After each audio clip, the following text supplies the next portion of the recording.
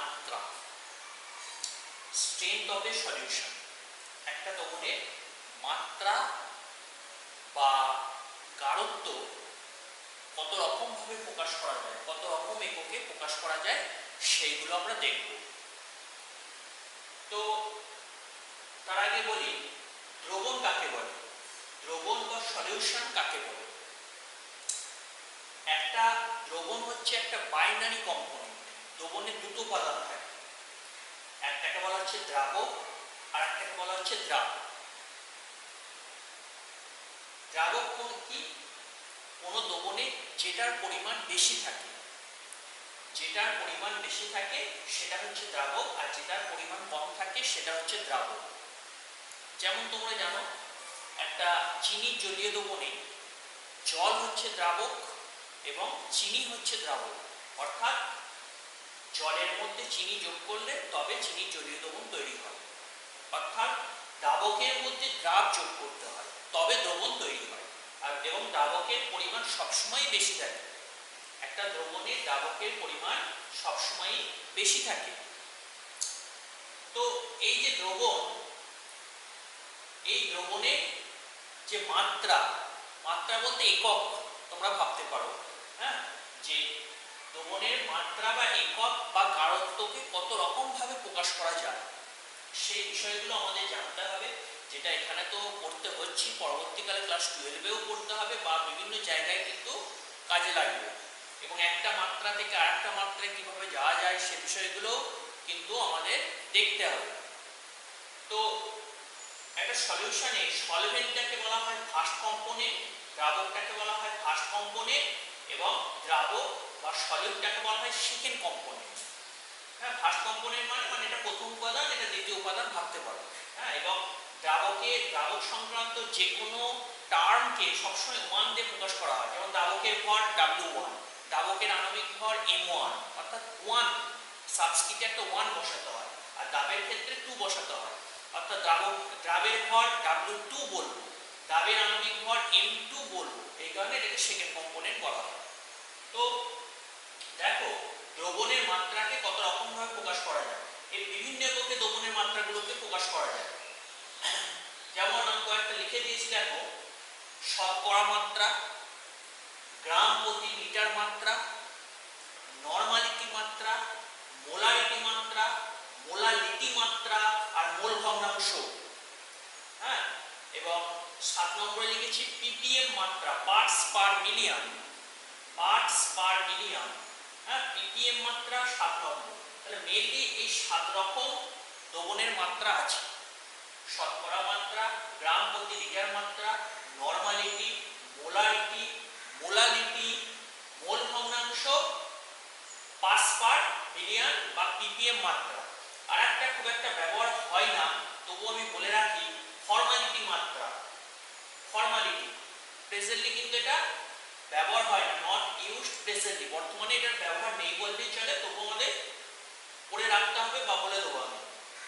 তাহলে এই মাত্রাগুলো আছে। এবার আমরা দেখব যে এই মাত্রাগুলো কি অ্যাকচুয়ালি কিভাবে প্রকাশ করা হয়। তো প্রথমেই আসি শতকরা মাত্রা। শতকরা মাত্রা তো তোমরা জানো, এটা নতুন করে বলার কিছু নেই। প্রতি 100 ভাগ দ্রবণে কতটা পরিমাণ দ্রাব আছে, 100 ভাগে কত ভাগ দ্রাব আছে, হ্যাঁ, সেটাই হচ্ছে দ্রবণের শতকরা মাত্রা। এবং শতকরা মাত্রাও তোমরা জানো অনেক রকম ভাবে প্রকাশ করা যায়। W/W কে প্রকাশ করা যায়, W/V কে প্রকাশ করা যায়, V/V কে প্রকাশ করা যায়। W/W মানে দুটোই যখন ওজনে হবে, দুটোই গ্রাম, হ্যাঁ, অর্থাৎ 100 গ্রামে হয়তো 10 গ্রাম আছে, তার মানে শতকরা মাত্রা হচ্ছে 10%। বা 50 গ্রামে হয়তো 5 গ্রাম আছে, তাহলে 50 গ্রামে 5 গ্রাম, 1 গ্রামে কত, 100 গ্রামে কত। ঠিক আছে, তাহলে দুটোই যখন ওজনে থাকবে সেটা হচ্ছে W/W। আচ্ছা, W/V টা কি? যখন দ্রাবের ভর, উপরেরটা হচ্ছে দ্রাবের ভর, যখন দ্রাবের ভরটা ওজনে থাকবে এবং হ্যাঁ দ্রবণের আয়তনটা লিটারে থাকবে বা আয়তন হিসাবে থাকবে, ওজনে নয়, অর্থাৎ 100 লিটার দ্রবণে হয়তো 5 গ্রাম দ্রাব দ্রবীভূত আছে, তার মানে দ্রবণের শতকরা মাত্রা হচ্ছে 5%। এইভাবে আর কি, অর্থাৎ দ্রবণের আয়তনটা হচ্ছে লিটারে থাকবে, অর্থাৎ আয়তন হিসাবে থাকবে, আর দ্রাবের ভরটা কিন্তু হিসাব অর্থাৎ গ্রামে থাকবে তখন সেটা হচ্ছে W/V। আর V/V কি? V/V হচ্ছে দুটোই যখন আয়তন এককে থাকবে, অর্থাৎ 100 ml এ 5 ml আছে, তাহলে 5% তখন আমরা বলবো। হ্যাঁ, বা হয়তো 20 ml এ 2 ml আছে, 20 ml এ 2 ml দ্রাব দৈর্ঘ্য আছে, তাহলে 20 ml আছে 2 ml, একে কত 100 কত 100 যত ml থাকবে, হ্যাঁ, সেটাই হচ্ছে তার শতকরা মাত্রা, অর্থাৎ কত পার্সেন্টেজ। V/V তো শতকরা মাত্রা নিয়ে কিছু বলার খুব একটা নেই। এবার দেখো 2 নম্বর হচ্ছে গ্রাম প্রতি লিটার মাত্রা। গ্রাম প্রতি লিটার মাত্রা, তাহলে এখানে নাম শুনে বুঝতে পারছো প্রতি লিটারে কত গ্রাম আছে, প্রতি লিটারে কত গ্রাম আছে। কোন একটা দ্রবণের আমরা মাত্রা প্রকাশ করছি, দিয়ে দেখব যে ওই দ্রবণের প্রতি লিটারে কত গ্রাম দ্রাব্য দ্রবীভূত আছে, সেটাই হচ্ছে তার গ্রাম প্রতি লিটার মাত্রা। এবং এটাকে একক হিসাবে এইভাবে লেখা হয় গ্রাম পার লিটার বা গ্রাম লিটার ইনভার্স। গ্রাম পার লিটার বা গ্রাম লিটার ইনভার্স এইভাবে ওকে প্রকাশ করা হয়। অর্থাৎ গ্রাম প্রতি লিটার মাত্রাটা কি, 1 লিটারে দ্রবণের 1 লিটারে কত গ্রাম দ্রাব দ্রবীভূত আছে সেটা বার করা হয়। ধরো 1 লিটারে 10 গ্রাম আছে, তার মানে দ্রবণটার মাত্রা বলবো 10 গ্রাম পার লিটার। তো এটা বিশেষ কিছু গুরুত্বপূর্ণ নয়, জাস্ট 1 লিটারে কত আছে দেখলেই হয়ে যায়। আমাদের মেইন যেগুলো পড়তে হবে সেটা হচ্ছে নরমালিটি, মোলারিটি, মোলালিটি এবং মোল ফ্র্যাকশন। এই চারটে হচ্ছে মেইন। নরমালিটি, মোলারিটি এটা র, আর 5 নম্বরটা হচ্ছে মোলালিটি ল। এটা র, এটা ল, জাস্ট একটা। হ্যাঁ, মোলারিটির ক্ষেত্রে আর মোলালিটির ক্ষেত্রে এল। তো নরমালিটি, মোলারিটি, মোলালিটি এবং মোল ভগ্নাংশ এই চারটে হচ্ছে মেইন। এই চারটি আমরা এখানে মেইনলি পড়ব। তো দেখো একে একে এবার আলোচনা করব। প্রথম যেটা পড়তে হবে নরমালিটি। তো দেখো 1 নম্বর হচ্ছে নরমালিটি। নরমালিটিকে বড় হাতের এন দিয়ে প্রকাশ করা হয়, অর্থাৎ নরমাল মাত্রা মানে হচ্ছে বড় হাতের এন দিয়ে আমরা প্রকাশ করব। আচ্ছা, নরমালিটি কাকে বলে? নরমালিটি হচ্ছে কোন দ্রবণে 1 লিটার বা 1000 সিসি দ্রবণে দ্রাবের যত গ্রাম মোল দ্রবীভূত থাকবে, যত গ্রাম তুল্যাঙ্ক দ্রবীভূত থাকবে, সেটাকে বলা হচ্ছে তার নরমালিটি। আবার বলছি, কোন দ্রবণের 1 লিটার বা 1000 সিসিতে দ্রাবের যত গ্রাম তুল্যাঙ্ক দ্রবীভূত থাকবে সেই সংখ্যাটাকে বলা হচ্ছে ওই দ্রবণের নরমালিটি। হ্যাঁ, 1 লিটার বা 1000 সিসি দ্রবণের 1 লিটার or দ্রবণের 1 লিটার বা 1000 সিসিতে যত গ্রাম তুল্যাঙ্ক দ্রবীভূত থাকবে, দ্রাবে যত গ্রাম তুল্যাঙ্ক দ্রবীভূত থাকবে সেটাকেই বলা হচ্ছে ওই দ্রবণের নরমালিটি বা নরমাল মাত্রা। গ্রাম তুল্যাঙ্ক কাকে বলে? তোমাদের আমি তুল্যাঙ্ক ভার পড়িয়েছি, ঠিক আছে? এবার তুল্যাঙ্ক ভার যখন পড়িয়েছি সেখানে বলেছিলাম হয়তো যে কোনো পদার্থের তুল্যাঙ্ক ভারকে গ্রামে প্রকাশ করলে সেটাকে বলা হচ্ছে গ্রাম তুল্যাঙ্ক। যেমন একটা উদাহরণ দিই, যেমন সালফিউরিক অ্যাসিডে H2SO করে তুল্যাঙ্ক ভার হচ্ছে 49। সালফিউরিক অ্যাসিডের তুল্যাঙ্ক ভার হচ্ছে 49। তার মানে একটা দ্রবণে 49 গ্রাম সালফিউরিক অ্যাসিড যদি দ্রবীভূত থাকে, তার মানে আমরা বলবো 1 গ্রাম তুল্যাঙ্ক সালফিউরিক অ্যাসিড দ্রবীভূত আছে। হ্যাঁ, অর্থাৎ তুল্যাঙ্ক ভারকে গ্রামে প্রকাশ করলে যত গ্রাম হয় তত গ্রাম সমান হচ্ছে 1 গ্রাম তুল্যাঙ্ক। অর্থাৎ 49 গ্রাম H2SO4, 49 গ্রাম H2SO4 মানে হচ্ছে 1 গ্রাম তুল্যাঙ্ক H2SO4। 49 গ্রাম H2SO4 মানে হচ্ছে 1 গ্রাম তুল্যাঙ্ক H2SO4। সিমিলারলি 98 গ্রাম H2SO4 মানে আমরা বলতে পারবো 2 গ্রাম তুল্যাঙ্ক H2SO4। এইভাবে আর কি প্রকাশ করা হয়। অর্থাৎ তুল্যাঙ্ক ভারকে গ্রামে প্রকাশ করলে যত গ্রাম হয় অত গ্রাম সমান হচ্ছে 1 গ্রাম তুল্যাঙ্ক। তাহলে আমাদের দেখে নিতে হবে যে পদার্থটা দ্রবণ আমরা আলোচনা করছি সেই পদার্থটার তুল্যাঙ্ক ভার কত। তাহলে তুল্যাঙ্ক ভার যদি কত হয়, হ্যাঁ, সেখান থেকে আমরা গ্রাম তুল্যাঙ্ক কিন্তু বার করে নিতে পারবো। তো তো আমরা দেখব যে কোন একটা দ্রবণের 1 লিটার বা 1000 সিসিতে দ্রাবে কত গ্রাম তুল্যাঙ্ক দৈর্ঘ্য আছে। যত গ্রাম তুল্যাঙ্ক দৈর্ঘ্য থাকবে ওই দ্রবণটার নরমাল মাত্রা হচ্ছে তত। অর্থাৎ 1 লিটারে আমি সালফিউরিক অ্যাসিড একটা দ্রবণই ভাবি, হয়তো দেখলাম 1 লিটার সালফিউরিক অ্যাসিড দ্রবণে সালফিউরিক অ্যাসিড আছে 98 গ্রাম, তাহলে 98 গ্রাম সালফিউরিক অ্যাসিড আছে 1 লিটার বা 1000 সিসিতে, তাহলে ওই দ্রবণটার নরমাল মাত্রা কত হবে? 98 গ্রাম মানে 2 গ্রাম তুল্যাঙ্ক, তাহলে নরমাল মাত্রা হবে 2 নরমাল। অর্থাৎ আমাদের দেখে নিতে হবে যে 1 লিটারে কত গ্রাম তুল্যাঙ্ক আছে। সেটাই হচ্ছে তাহলে সেই দ্রবণের নরমালিটি। এবং তোমাদের বললাম, হ্যাঁ, এটাকে বড় হাতের এন দিয়ে প্রকাশ করা হয়।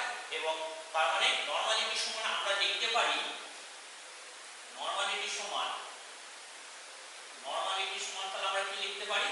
নরমালিটি সমান আমরা লিখতে পারি দ্রাবের ওজন, দ্রাবের, আচ্ছা একটু ভেঙে লিখছি, দ্রাবের গ্রাম তুল্যাঙ্ক, দ্রাবের গ্রাম তুল্যাঙ্ক বাই হচ্ছে দ্রবণের আয়তন, দ্রবণের আয়তন লিটারে। ঠিক আছে, তাহলে প্রতি লিটারে কত গ্রাম তুল্যাঙ্ক আছে। আর এবার গ্রাম তুল্যাঙ্ক কোন একটা দ্রাবের যদি আমাদের শুধু ওজনটা জানা থাকে, হয়তো 10 গ্রাম সালফিউরিক অ্যাসিড বললাম, তাহলে 10 গ্রাম সালফিউরিক অ্যাসিড মানে কত গ্রাম তুল্যাঙ্ক সালফিউরিক অ্যাসিড, ওজনকে যদি তার তুল্যাঙ্ক ভার দিয়ে ভাগ করা হয় তাহলেই আমরা গ্রাম তুল্যাঙ্ক পাবো। হ্যাঁ, যেহেতু H2SO উপরে তুল্যাঙ্ক ভার হচ্ছে কত বললাম? 49, তাহলে 49 গ্রাম H2SO উপরে মানে 1 গ্রাম তুল্যাঙ্ক। তাহলে তাই যদি হয় তাহলে 1 গ্রাম H2SO উপরে মানে কত গ্রাম তুল্যাঙ্ক? 1/49। হ্যাঁ, তাহলে যত গ্রাম H2SO উপরে বলবে তত বাই তার তুল্যাঙ্ক ভার। অর্থাৎ কোনো পদার্থের ভরটা বা ওজনটা যদি দেওয়া থাকে, অর্থাৎ গ্রামে যদি দেওয়া থাকে, তাহলে গ্রাম তুল্যাঙ্ক কি করে বার করতে হয়? তার ভরটাকে বা ওজনটাকে তুল্যাঙ্ক ভার দিয়ে ভাগ করতে হয়। ঠিক আছে, তাহলে গ্রামের গ্রাম তুল্যাঙ্ক বাই দ্রবণের আয়তন। তাহলে এটাকে আমরা দেখলাম, হ্যাঁ, যদি গ্রাম তুল্যাঙ্ককে ভেঙে দিই তাহলে দ্রাবের ওজন বাই দ্রাবের তুল্যাঙ্ক ভার ইনটু দ্রবণের আয়তন, এটা আমরা লিখতে পারি। গ্রাম তুল্যাঙ্ক মানে হচ্ছে দ্রাবের ওজন বাই দ্রাবের তুল্যাঙ্ক ভার।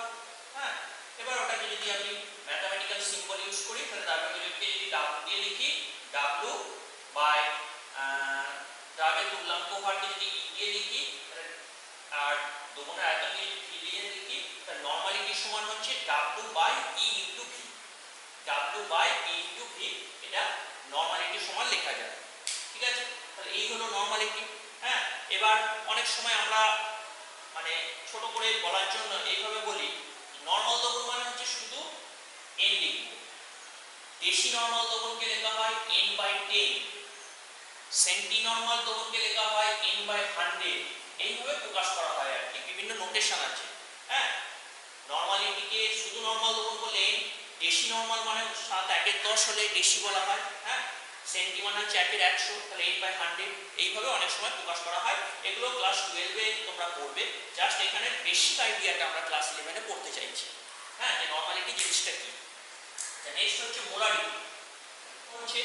মোলারিটি নম্বর হচ্ছে মোলারিটি MOLARITY, একে বড় হাতের M দিয়ে প্রকাশ করা হয়। মোলারিটি বড় হাতের M দিয়ে একে প্রকাশ করা হয়। তো মোলারিটি কাকে বলে?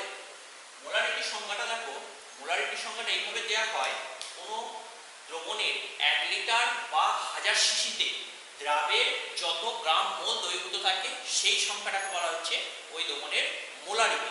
নরমালিটির ক্ষেত্রে আমরা বলেছিলাম 1 লিটার বা 1000 সিসিতে দ্রাবের যত গ্রাম তুল্যাঙ্ক দ্রবীভূত থাকে।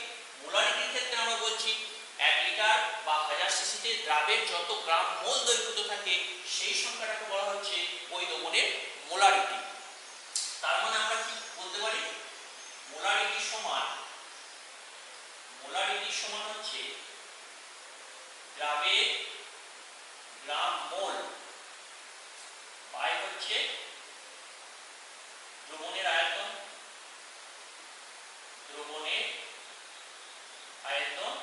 অবশ্যই লিটার। 1 লিটার মানে 1000 সিসি, তার মানে 1 লিটার বা 1000 সিসি দ্রবণে দ্রাবের কত গ্রাম মোল দৈর্ঘ্য আছে সেটাই হচ্ছে মোলারিটি। আচ্ছা, এবার দেখো গ্রাম মোল কিভাবে বার করতে হয়, আগের মতোই। হ্যাঁ, দ্রাবের গ্রাম মোল বা গ্রাম আণবিক ভর একই কথা, বা গ্রাম পারমাণবিক ভর। হ্যাঁ, তাহলে কোন একটা পদার্থে যদি ওজন বা ভর দেওয়া থাকে সেখান থেকে মোল সংখ্যা কিভাবে বার করা হয়। হ্যাঁ, যদি মৌল হয় তাহলে তার পারমাণবিক ভর দিয়ে ভাগ করতে হয়, আর যদি কোনো যৌগ অর্থাৎ কোনো পদার্থ হয় আণবিক ভর দিয়ে ভাগ করতে হয়। অর্থাৎ কোনো পদার্থের ওজনকে তার আণবিক ভর দিয়ে যদি ভাগ করি তাহলে তার গ্রাম মোল পেয়ে যাব। যেমন বলি সালফিউরিক অ্যাসিডটা দিয়ে বলি H2SO4 এর আণবিক ভর, H2SO4 এর আণবিক ভর তোমরা জানো 98 গ্রাম। আণবিক ভর একটা পদার্থে কিভাবে বার করতে হয়, তার পারমাণবিক ভরগুলো যোগ করলে হাইড্রোজেনের 2, সালফারের হচ্ছে 32, আর অক্সিজেন এক একটা অক্সিজেনের 16 করে 464, তাহলে যোগ করলে দেখো 98 হচ্ছে। তাহলে H2SO4 এর আণবিক ভর হচ্ছে 98 গ্রাম।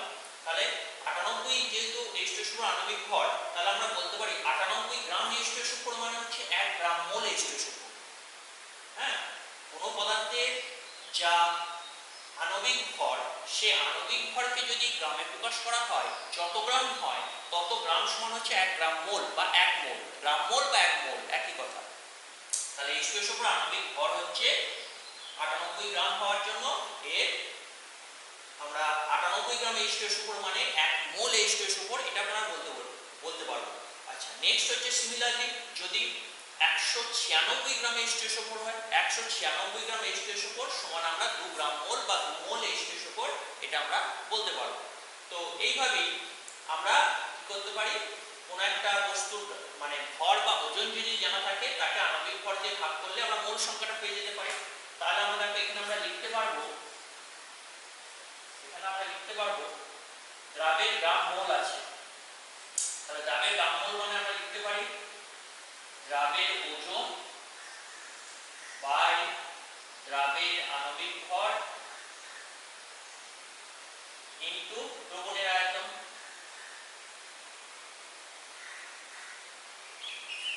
ঠিক আছে, দ্রাবের ওজন বাই দ্রাবের আণবিক ভর ইনটু দ্রবণের আয়তন। অর্থাৎ গ্রাম মোলটাকে আমি ভেঙে দিলাম দ্রাবের ওজন বাই দ্রাবের আণবিক ভর। আচ্ছা, ঠিক আছে, তাহলে এটাকে যদি ম্যাথমেটিক্যাল সিম্বল দিয়ে আমরা রিপ্রেজেন্ট করি, তাহলে দ্রাবের ওজনকে যদি W দিয়ে প্রকাশ করি, হ্যাঁ, তাহলে W2 দিয়ে প্রকাশ করা হয়। তাহলে W দিয়ে আমি প্রকাশ করছি, W দিয়ে যদি প্রকাশ করা হয় দ্রাবের আণবিক ভরকে, হ্যাঁ, মোলার মাস, তোমরা জানো ইংরেজিতে আমরা হচ্ছে মোলার মাস, তাহলে বড় হাতের M দিয়ে যদি প্রকাশ করি আর দ্রবণের আয়তনকে যদি V দিয়ে প্রকাশ করি, তাহলে মোলারিটি সমান হচ্ছে W by M into V, এটা হচ্ছে মোলারিটি। তাহলে এখানে একটা জিনিস দেখো, তাহলে মোলারিটি সমান যদি W by M into V হয়, তাহলে আমরা নরমালিটির মধ্যে, হ্যাঁ, মোলারিটিকেও বলতে পারবো। মোলারিটিকে তো বড় হাতের M দিয়ে প্রকাশ করা হয় বললাম। তো 1 মোলার দ্রবণ মানে হচ্ছে 1 ব্র্যাকেটের মধ্যে 1 M লিখবো, 2 মোলার দ্রবণ মানে 2 ব্র্যাকেটের মধ্যে M লিখবো। দেশি মোলার দ্রবণ মানে 1 এর 10 M, এভাবে লিখতে পারি, বা M বাই 10 এটা বলতে পারি। সেন্টিমোলার দ্রবণ মানে 1 এর 100 M, এইভাবে বলতে পারি, বা M বাই 100 এইভাবে আমরা বলতে পারি। ঠিক আছে, তাহলে মোলার দ্রবণ, বাইমোলার দ্রবণ 2 মোলার, ডেসিমোলার, সেন্টিমোলার এইভাবে প্রকাশ করা যায়। ঠিক আছে, তো তাহলে নরমালিটি হলো, মোলারিটি হলো। এবার আমরা দেখব এই নরমালিটি ও মোলারিটির মধ্যে সম্পর্ক। হ্যাঁ, অর্থাৎ কোন একটা দ্রবণের যদি নরমাল মাত্রা বলা থাকে সেখান থেকে মোলার মাত্রায় কি করে যাব, বা মোলার মাত্রা যদি বলা থাকে তাহলে নরমাল মাত্রায় কি করে আসবো সেটা এবার আমরা দেখব। দেখা যাক নরমালিটি এবং মোলারিটির মধ্যে সম্পর্ক। দেখো আমরা নরমালিটি সমান দেখলাম, নরমালিটি সমান আমরা কি দেখলাম, নরমালিটি সমান দেখলাম W by E into V, এটা আমরা দেখলাম W by E into V। আর মোলারিটি সমান দেখলাম W by M into V। ঠিক আছে, এটা 1 নম্বর নাম দিলাম, এটা 2 নম্বর নাম দিলাম। তাহলে 1 এবং 2 থেকে W এর মানটা যদি বার করে নাও, 1 থেকেও W এর মান বার করে নাও, 2 থেকেও W এর মান বার করে নাও, দিয়ে ওই দুটো কম্পেয়ার করলেই দেখো একটা সম্পর্ক বেরিয়ে আসবে। তাহলে 1 থেকে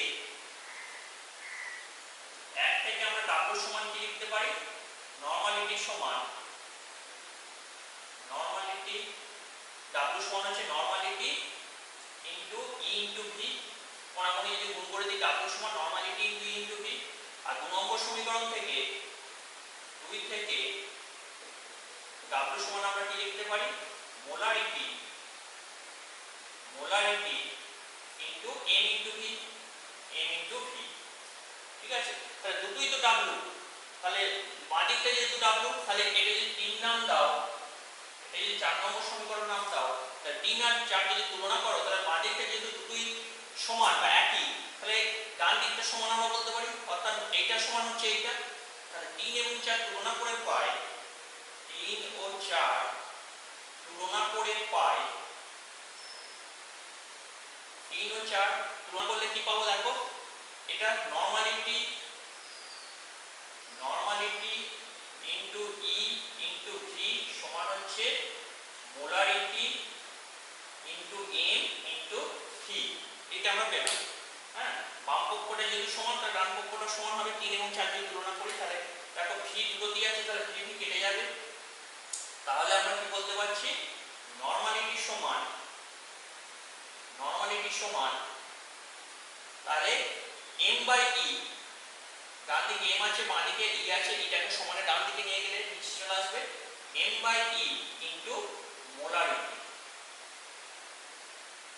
m বাই ই কে সাধারণত x দিয়ে প্রকাশ করা হয়, x ইনটু মোলারিটি। তাহলে আমরা কি সমীকরণ একটা পেলাম, নরমালিটি সমান x ইনটু মোলারিটি। x টা কি, x টা হচ্ছে কোনো পদার্থের কি হচ্ছে আণবিক ভরকে যদি তুল্যাঙ্ক ভর দিয়ে ভাগ করা হয় যেটা পাবো সেটাই হচ্ছে x, আর নরমালিটি সমান হচ্ছে x ইনটু মোলারিটি। তাহলে x টা কি আমি উপরে লিখে দিচ্ছি, x টা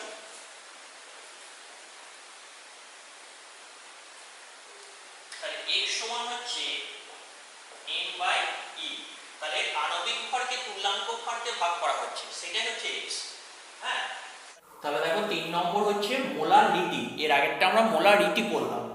তো মোলারিটি কাকে বলে, মোলারিটি হচ্ছে এখানে 1000 গ্রাম দ্রাবকের মধ্যে ধরা হয়।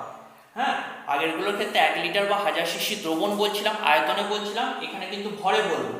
1000 গ্রাম দ্রাবকের মধ্যে দ্রাবের যত গ্রাম মোল পরিমাণ দ্রবীভূত থাকে সেই সংখ্যাটাকে বলা হচ্ছে ওই দ্রবণের মোলারিটি। অর্থাৎ মোলারিটি ছোট হাতের m সমান দ্রাবের গ্রাম মোল বাই হচ্ছে দ্রাবকের ওজন, এটা সাধারণত কেজি এককে লেখা হয়। হ্যাঁ, দ্রাবের গ্রাম মোল বাই দ্রাবকের ওজন, এটা সাধারণত কেজি এককে লেখা হয়, কারণ 1000 গ্রাম মানে হচ্ছে 1 কেজি।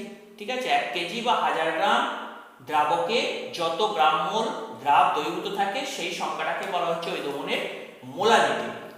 তো এর একক সাধারণত মোল পার কেজি এককে প্রকাশ করা হয়। এবার দেখো এই মোলারিটিটা অ্যাকচুয়ালি ম্যাথমেটিক্যালি কিভাবে লেখা যায়। সাধারণত মোলারিটি ছোট হাতের m সমান এইভাবে লেখা হয়, W2 into 1000 by W1 into হচ্ছে m2। মোলারিটি ছোট হাতের m সমান W2 into 1000 by W1 into m2। এটা মানে কি, W2 টা কি, W2 টা হচ্ছে দ্রাবের ওজন, 2 মানে হচ্ছে দ্রাব, যেগুলো 2 দেওয়া থাকবে সেগুলোই দ্রাবকে বোঝায়, আর 1 গুলো দ্রাবককে বোঝায়। W2 হচ্ছে দ্রাবের ওজন, W1 হচ্ছে দ্রাবকের ওজন, M2 হচ্ছে দ্রাবের আণবিক ভর, দ্রাবের আণবিক ভর। হ্যাঁ, W2 হচ্ছে দ্রাবের ওজন, W1 হচ্ছে দ্রাবকের ওজন, আর M2 হচ্ছে দ্রাবের আণবিক ভর। তাহলে দেখো এইভাবে ভাবতে পারো, তাহলে W1 গ্রাম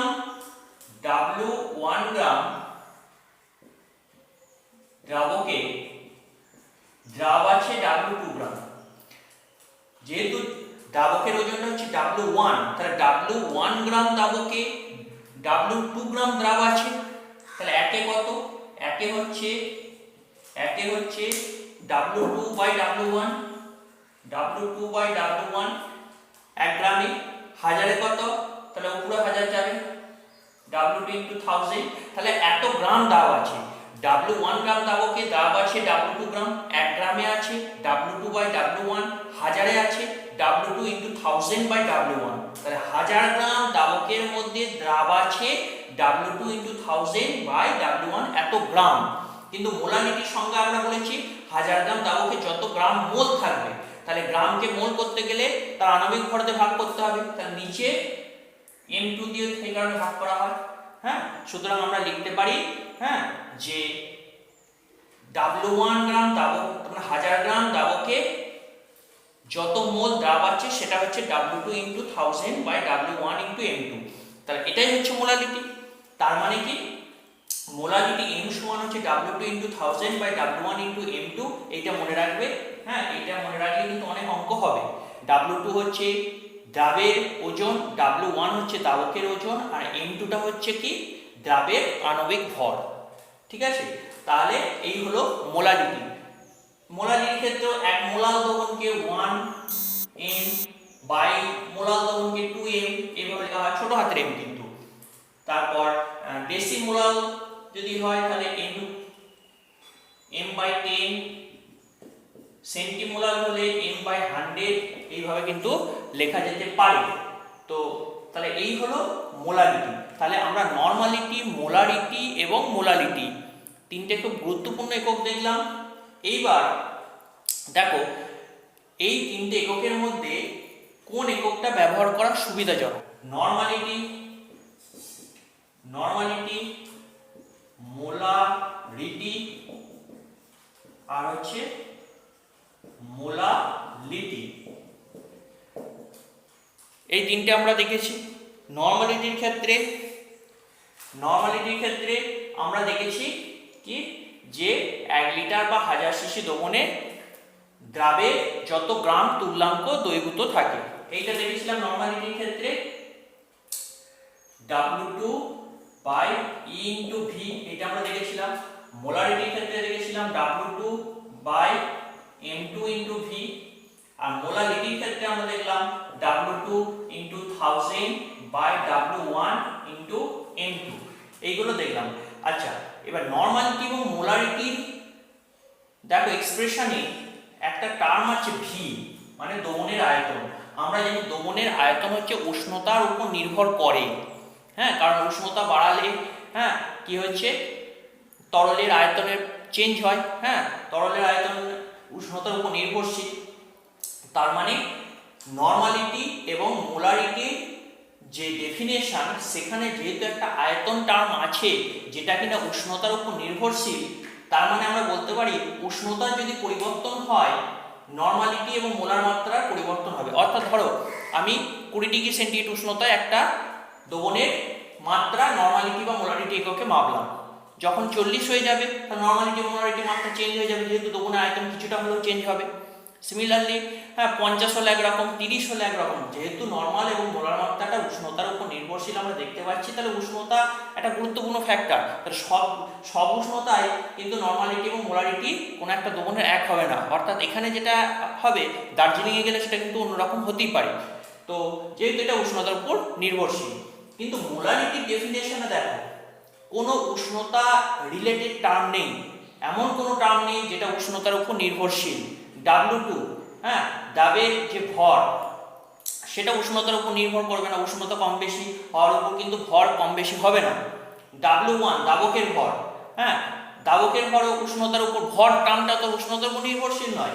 আণবিক ভর তো একটা কি হচ্ছে, আণবিক ভর একটা যৌগের ক্ষেত্রে তো ফিক্সড। আণবিক ভর তো উষ্ণতা কমলো কি বাড়লো তার উপর আণবিক ভর চেঞ্জ হবে না। কারণ মোলালিটির এক্সপ্রেশনে যে টার্মগুলো আছে সেই টার্মগুলোর কিন্তু উষ্ণতার উপর একটাও নির্ভরশীল টার্ম নেই। সেই কারণে এই তিনটে এককের মধ্যে মোলালিটি এককটা ব্যবহার করা হচ্ছে অধিকতর সুবিধাজনক। কারণ মোলালিটি একক ব্যবহার করলে কোনো একটা দ্রবণের মাত্রা প্রকাশ করার ক্ষেত্রে মোলালিটি ব্যবহার করলে আমার উষ্ণতা বলার দরকার নেই, বা উষ্ণতা যদি বলাও হয় যে কোনো উষ্ণতায় কিন্তু একটা দ্রবণের মোলালিটি মাত্রা একই হবে। হ্যাঁ, এই কারণে মোলালিটি হচ্ছে হ্যাঁ খুব ভালো একক বা খুব ভালো একটা প্রকাশের মাত্রা আমরা বলতে পারি। তো নরমালিটি হয়ে গেল, মোলারিটি হয়ে গেল, মোলালিটি হয়ে গেল। আর একটা যেটা খুব গুরুত্বপূর্ণ সেটা হচ্ছে মোল ভগ্নাংশ। হচ্ছে মোল ভগ্নাংশ বা মোল বা মোল ফ্র্যাকশন। আচ্ছা, মোল ভগ্নাংশ এককটা কি? তাহলে নাম শুনেই বুঝতে পারছো এটা হচ্ছে একটা ভগ্নাংশ, একটা ফ্র্যাকশন। হ্যাঁ, মোল ভগ্নাংশ সাধারণত কিভাবে প্রকাশ করা হয় দেখো। ধরো কোন একটা মিশ্রণ, সাধারণত একটা মিশ্রণের ক্ষেত্রে এই মোল ভগ্নাংশ টার্মটা প্রকাশ করা হয়। সেই মিশ্রণটা কি হতে পারে? একটা তরল, একটা কঠিন হতে পারে, দুটোই তরল হতে পারে, দুটোই কঠিন হতে পারে, যা খুশি হতে পারে। ধরো একটা মিশ্রণে দুটি উপাদান আছে, এ এবং বি। একটা মিশ্রণে দুটো উপাদান আছে, এ এবং বি। এ এর মোল সংখ্যা হচ্ছে Na, বি এর মোল সংখ্যা হচ্ছে Nb। ভালো করে বুঝবে, একটা মিশ্রণে দুটো উপাদান আছে, এ এবং বি। এ এর মোল সংখ্যা হচ্ছে Na, বি এর মোল সংখ্যা হচ্ছে Nb। ঠিক আছে, তাহলে ওই মিশ্রণে মোট মোল সংখ্যা কত? ওই মিশ্রণে মোট মোল সংখ্যা হচ্ছে Na প্লাস Nb। এটা হচ্ছে মোট মোল সংখ্যা। তাহলে মোট মোল সংখ্যা হচ্ছে এইটা। তাহলে এর মোল ফ্র্যাকশন কিভাবে লেখা হয় দেখো। মোল ফ্র্যাকশনকে সাধারণত x দিয়ে লেখা হয়। x এর সমান লেখা হবে, x a মানে হচ্ছে a এর মোল ভগ্নাংশ। x এর সমান লেখা হয় Na by Na plus Nb। অর্থাৎ মোট মোল সংখ্যার কত ভগ্নাংশ মোল সংখ্যা এর আছে সেটাই হচ্ছে তার মোল ভগ্নাংশ। ভালো করে বুঝবে, x এর সমান Na by Na plus Nb। এটার মানে কি? এটার মানে হচ্ছে Naটা কি? Naটা হচ্ছে a এর মোল সংখ্যা, আর এটা হচ্ছে মোট মোল সংখ্যা। তাহলে মোট মোল সংখ্যার মধ্যে a এর মোল সংখ্যা কতটা আছে, তাহলে সেই ভগ্নাংশটাই হচ্ছে এই এর মোল ভগ্নাংশ। ঠিক আছে, তাহলে এই মানটা অবশ্যই ভগ্নাংশ হবে, কারণ Na প্লাস Nb এর মানটা তো অবশ্যই বেশি হবে। হ্যাঁ, তাহলে হরটা বেশি লগটা কম, তাহলে সেটা অবশ্যই একটা ভগ্নাংশ হবে। অর্থাৎ 0 থেকে 1 এর মধ্যে মান হবে, 0-র বেশি 1-এর কম। মোল ভগ্নাংশের মান সাধারণত 0-র বেশি এবং 1-এর কম হয়। তাহলে x এর সমান Na by Na plus Nb লেখা যাবে। সিমিলারলি x b সমান কি লেখা যাবে? Nb by Na plus Nb। অর্থাৎ b এর মোল সংখ্যা বাই হচ্ছে টোটাল মোল সংখ্যা। অর্থাৎ মোল ভগ্নাংশ কোন একটা উপাদানে বার করতে গেলে তার মোল সংখ্যাকে ওই মিশ্রণের মোট মোল সংখ্যা দিয়ে ভাগ করতে হবে, তাহলেই মোল ভগ্নাংশ পাওয়া যাবে। এবং কোন মিশ্রণে যতগুলো উপাদান থাকে সবকটা উপাদানের মোল ভগ্নাংশের যোগফল সর্বদা 1 হয়। এখানে দুটো উপাদান নিয়ে আলোচনা করছি। সাধারণত দুটো উপাদানের ক্ষেত্রে মোল ভগ্নাংশটা আমরা প্রকাশ করা হয়। তো তাহলে দেখো xa প্লাস xb এর মানটা যদি বার করি, xa প্লাস xb, তাহলে তোমরা দেখতে পাচ্ছ এটা প্লাস এটা হবে, তার মানে Na plus Nb by Na plus Nb, এই মানটা 1 হবে। তাহলে xa প্লাস xb সমান হচ্ছে 1। অর্থাৎ a এবং b এর মোট মোল ভগ্নাংশ বা মোল ভগ্নাংশের যোগফল সর্বদা হচ্ছে 1 হবে। তাহলে দেখো যেহেতু যোগফল 1 হবে, তাহলে একটা উপাদানের মোল ভগ্নাংশ যদি জানা থাকে, অন্য উপাদানের মোল ভগ্নাংশ 1 থেকে বিয়োগ করলেই হয়। হ্যাঁ, হয়তো a এর মোল ভগ্নাংশ আমি ধরলাম 0.6, তাহলে b এর মোল ভগ্নাংশ হবে 0.4। ঠিক আছে, তাহলে এইভাবে আমাদের কি করতে হয়? মোল ভগ্নাংশ আমাদের বার করতে হয়। তো যাই হোক, এই হচ্ছে মোল ভগ্নাংশ। তাহলে মোল ভগ্নাংশ হচ্ছে কোন মিশ্রণের মোট মোল সংখ্যায় কোন একটি উপাদানের মোল সংখ্যা কত, সেই ভগ্নাংশটাকে বলা হচ্ছে সেই উপাদানটার মোল ভগ্নাংশ। তো এই হলো মোল ভগ্নাংশ। আচ্ছা, আর একটা টার্ম আছে, ওটাও বলে দিই, পার্টস পার মিলিয়ন, ppm। তো এটা ppm একক। ppm মিনস হচ্ছে পার্টস পার মিলিয়ন। 1 মিলিয়ন মানে তোমরা জানো 10 লক্ষ। 1 মিলিয়ন মানে 10 লক্ষ মানে 10 টু দি পাওয়ার 6 হয়। 1 মিলিয়ন মানে 10 লক্ষ 10 টু দি পাওয়ার 6। তার মানে প্রতি মিলিয়নে প্রতি 10 লক্ষ ভাগে কত ভাগ দ্রাব আছে সেটাই হচ্ছে পার্টস পার মিলিয়ন এককের মাত্রা। সাধারণত ppm এককটা কোথায় ব্যবহার হয়? ppm এককটা সেই সমস্ত দ্রবণের ক্ষেত্রে প্রয়োগ করা হয় যে দ্রবণের দ্রাবের পরিমাণটা খুবই কম। নরমালি 100 বা 1000 বা 10,000 বা 50,000ও হ্যাঁ দ্রাবের কিছু খুঁজে পাওয়া যাচ্ছে না। মানে এতটাই দ্রাবের পরিমাণটা কম কোন একটা দ্রবণের মধ্যে যে 100 বা 1000 বা 10,000ও কিন্তু দ্রাবের কিছু পরিমাণই খুঁজে পাওয়া যাচ্ছে না। সেই সব ক্ষেত্রে 10 লক্ষ ভাগে কতটা আছে, হয়তো 10 লক্ষ ভাগে একটুখানি কিছুটা পাওয়া গেল। হ্যাঁ, তো প্রতি 10 লক্ষ ভাগে কতটা আছে সেইটা তখন বার করা হয়। এবং কোন একটা দ্রবণে প্রতি 10 লক্ষ ভাগে যত ভাগ দ্রাব দ্রবীভূত থাকবে সেটাকেই বলা হচ্ছে ওই দ্রবণের ppm এককে মাত্রা। সাধারণত জলের ক্ষরতা নির্ণয় করা হয় এই ppm এককে। জলের ক্ষেত্রে হ্যাঁ, ক্ষরতার স্থায়ী ক্ষরতা অস্থায়ী ক্ষরতা ক্লাস 9-এ কিছুটা ছিল। হ্যাঁ, ক্ষরতার কারণ কি? জলের ক্ষরতার কারণ হচ্ছে জলে ক্যালসিয়াম, ম্যাগনেসিয়াম, আয়রন এগুলোর ক্লোরাইড বা বাইকার্বনের লবণের উপস্থিতির জন্যই একটা জল তো ক্ষর হয়। তো এই Cl- আয়ন বা সালফেট SO4 আয়ন বা বাইকার্বনেট HCO3- আয়ন কতটা পরিমাণে আছে সেটা 100,000-এ খুঁজে পাওয়া যায় না। ওটা খুঁজতে গেলে প্রতি 10 লক্ষ অর্থাৎ 10⁶ ভাগে কতটা আছে সেইটা আমাদের খুঁজতে হয়। তো এটাই হলো পার্টস পার মিলিয়ন এককে তার মাত্রা, অর্থাৎ প্রতি 10 লক্ষ ভাগে কত ভাগ দ্রাব আছে সেটা আমাদের বার করে নিতে হবে। আমরা সেই শতকরার ক্ষেত্রে যেমন 100 বার করছিলাম, পার্টস পার মিলিয়নের ক্ষেত্রে প্রতি 10 লক্ষে আমরা এটা বার করব। তো যখন আমরা জলের ক্ষরতা নির্ণয় অঙ্কগুলো করাবো তখন পার্টস পার মিলিয়নের ডিটেলস আমরা আলোচনা করব এবং সেখানে অঙ্কগুলোও আমরা ppm এককে কিভাবে করতে হয় দেখাবো। এখানে জাস্ট আমি শুনিয়ে রাখলাম যে ppm এককে এইভাবে মাত্রা নির্ণয় করা যেতে পারে।